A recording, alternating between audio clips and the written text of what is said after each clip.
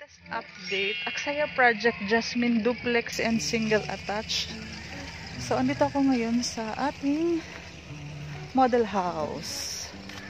Bare type po ang deliverable nito, pero ang maganda dito sa model house natin sa Tanza is ipapakita namin sa inyo po yung pwedeng expanded version.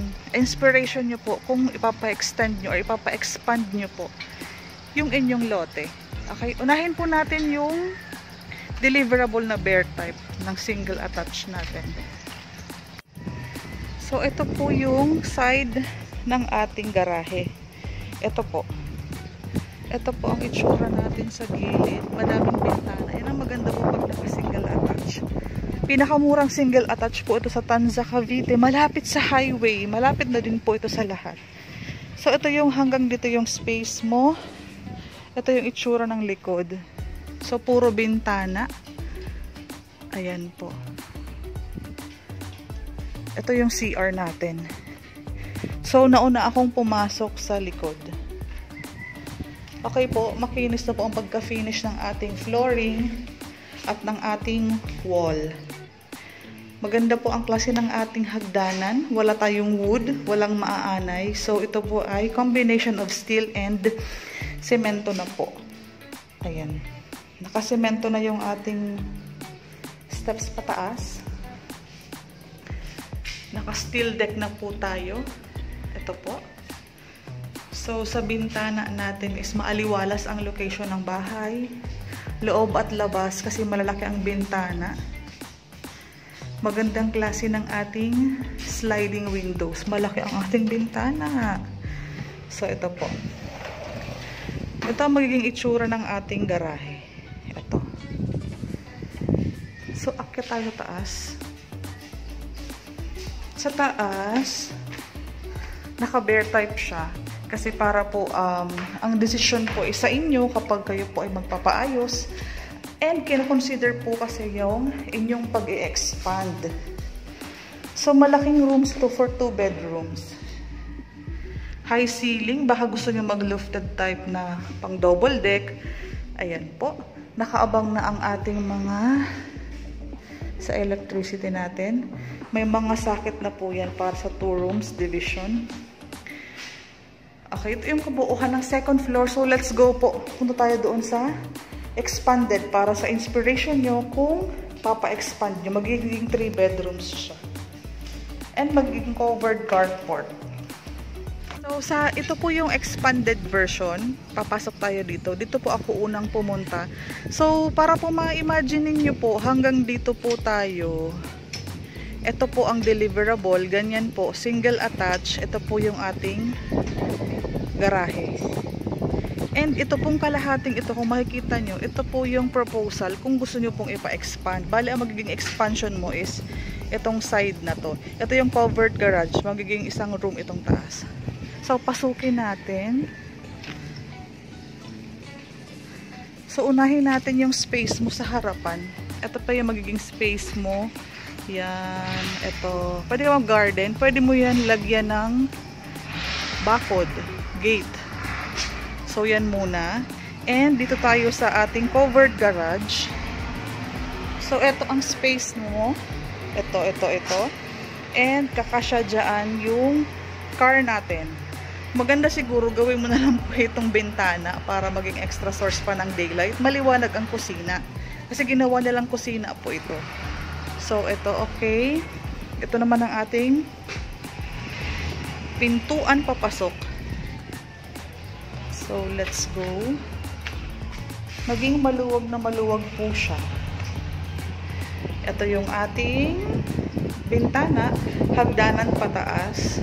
Pininturahan yung steel deck, yung roof deck natin. Yung CR is nandoon. Ito extra room. Or pwede mo siyang maging home office. So, ito ang kabuuhan. Makikita niyo po, sobrang lumawak po siya. Ito po yung ating carport, covered carport. Ito po is naging dining natin. Saka yung ating kitchen area. Tingnan po ninyo, maluwag po. Pwede pang isang maging guest room, home office. Yung CR is sarado. So, ayan ang kabuuhan ng ating living room, dining room, and kitchen area. And, meron pa pong 2 meters na space sa ating service area, sa ating laundry area. Ito. Yan pa po ang space sa labas. So, ayan po ang kabuuhan. So, naging napaka-spacious po ng ground floor natin. Okay. Punta tayo sa taas. Sa taas maganda kasi naging 3 bedrooms na siya. Ito. Lagyan mo na lang po ito ng tiles. Tiles po. Ayan. Ito ang view natin from the top. Ayan po. Daily tripping po. Mag-PM lang po kayo para masamahan ko kayo. Ang bahay namin is walking distance lang po away from the model house. So, pag akyat natin, may isa tayong toilet and bath na malaki. Ayan, pwede mo siyang gawing inspiration na ganyan din na maging location ng CR mo. May malaking space dito na pwede maging living room. Ito. And meron kang 3 bedrooms. First room, second room, third room. So, na-maximize yung space. Ito ang CR mo kanina. Ay, hindi to CR, sorry. Ito yung ating first room sa baba. Ito yung service area. Ito yung CR sa taas. Ang baba nito is CR sa baba. So, naging 2 toilet and bath. Sa ating first room, ayan. Pwedeng paganto na lang po ang gawin ninyo po. Ito yung second room natin.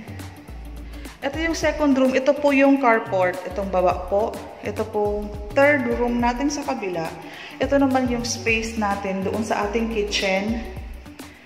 Ayan. So, dito, malaking bintana mo. And, ang space dito is yung sa ating dirty kitchen or sa service area, laundry area. Ayan po yun. Ito po yung extra room sa baba. So, ito po ang kabuuhan ng ating expanded unit. 3 bedrooms, 2 toilet and baths. And, covered na yung carport. Naging malaki yung living room mo. And, meron ka pang living room sa taas. Which is napakagandang idea. Ito ang maganda kapag naka-single attach ka is mamaximize mo yung space. Ayan. Aksaya project, meron tayong single attach, meron tayong duplex, and meron din tayong project sa Batangas. So, for more details, information, pwede nyo po akong i-PM. Ang link po ng aking Facebook isa sa baba. So, ito ang ating view dito sa thank you po.